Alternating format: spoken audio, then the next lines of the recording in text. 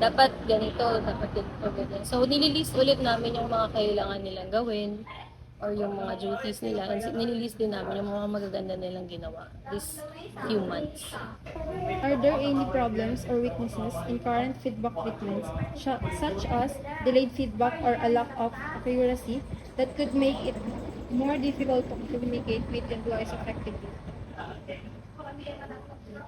Pag natatagalan yung action namin, example, may na-raise na concern tapos tumagal yung action, ibig sabihin, napoprolong yung problem. And pag na-prolong yung problem, hindi na siya minimal problem, magiging malaking problema na siya. Kasi lalaki na siya and magiging habit na. Kasi pag pinabayaan mo maging habit, mahirap siyang tanggalin. Dapat simula pa lang, sinasabi mo na, kinokorek mo na yung mga kailangan nilang gawin. In what ways can the organization enhance its feedback mechanism to create opportunities for professional growth and development among employees?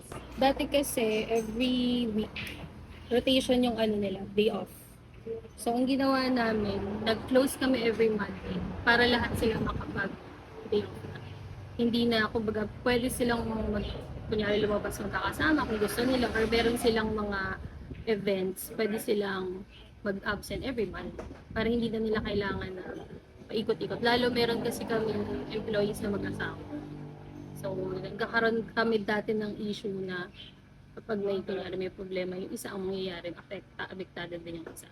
So, ang ginawa namin, naglagay kami ng one day, day off nilang lahat. Total, doon din naman yung pinaka-less namin na sales. So, na-adjust din naman namin siya.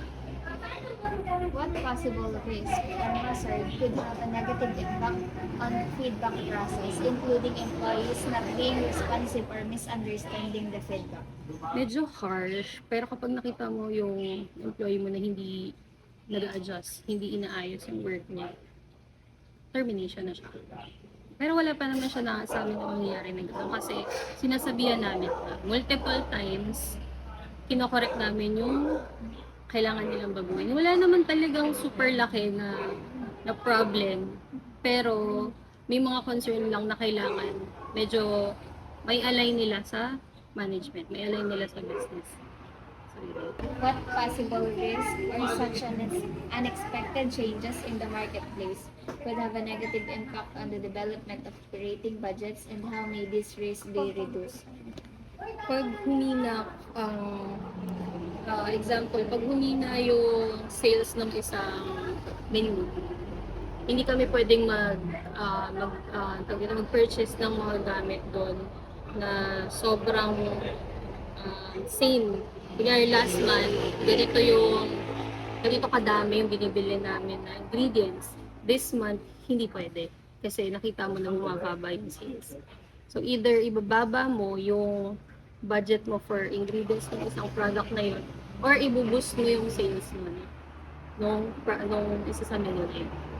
What are the main benefits of the current food and beverage control methods and values? Nagkakaroon lang kami ng overproduction dito sa mga naka-display. So, ang nangyayari, hindi naman kasi yan pwedeng, ang tawag dito, hindi siya pag naubos, i-serve mo. Ay, pag hindi naubos, i-serve mo pa din. Siyempre, ang food ay napapanis.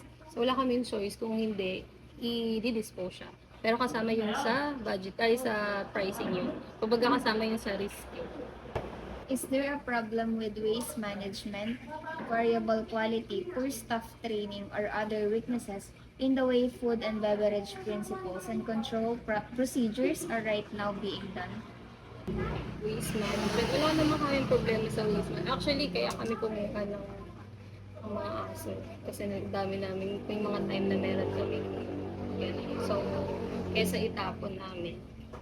Or minsan meron kaming mga kumukuha din ng food para bigay din sa kanila sa mga aso. Or kami, meron din kasi kaming mga tao from yung mga nagpipita. So yun, doon na lang namin binibigay. Di naman siya nasasayang. And if nasasayang siya, kasama siya sa normal na may masasayang kasi food din. Ang ginagawa na lang namin is kasama yun sa costing. What possible risks such as changes in regulation could have an adverse effect on application of food and beverage principle and how this risk be reduced. Kapag may mga regulations kami na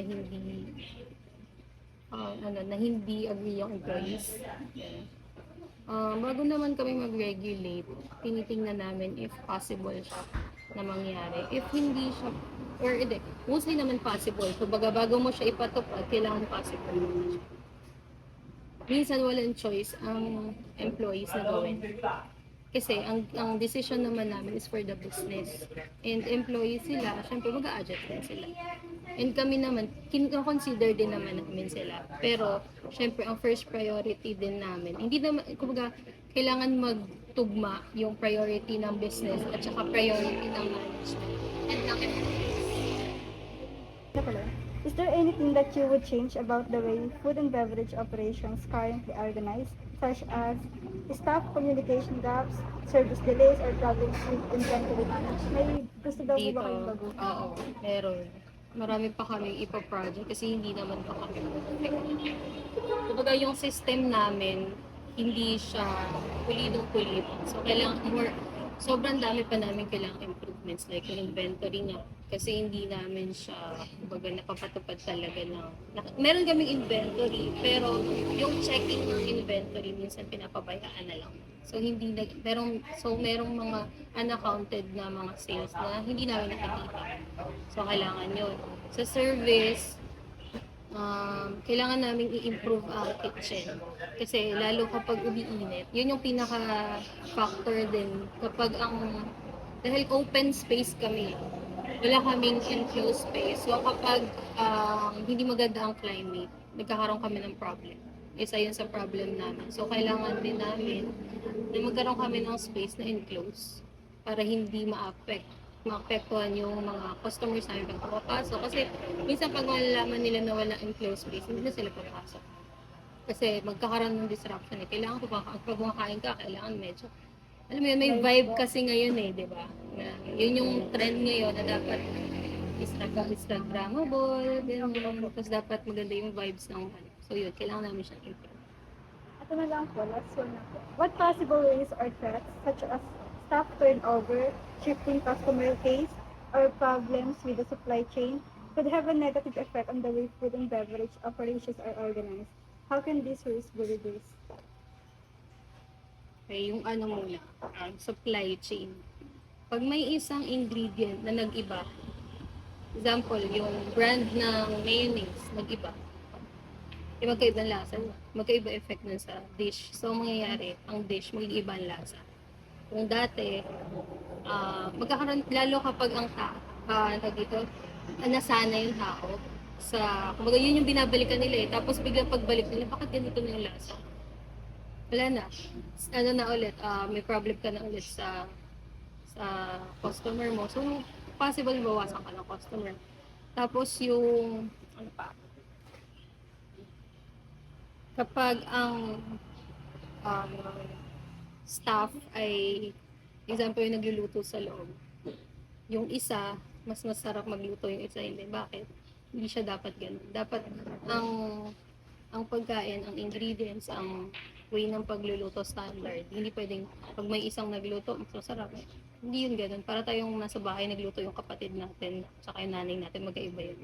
Dapat sa business, sa negosyo, standard, lahat. Hindi pwedeng magkaiba yun. Ayan. So, yun yung negative effect. Ang negative effect talaga din, maglulose ka ng customer. Kaya kailangan lahat ng cost ng staff mo, ng supply mo, ng mismong place, dapat lahat coordinated lang. Dapat pulido. Kasi kung hindi, may isang experience yung customer, mawawala sila.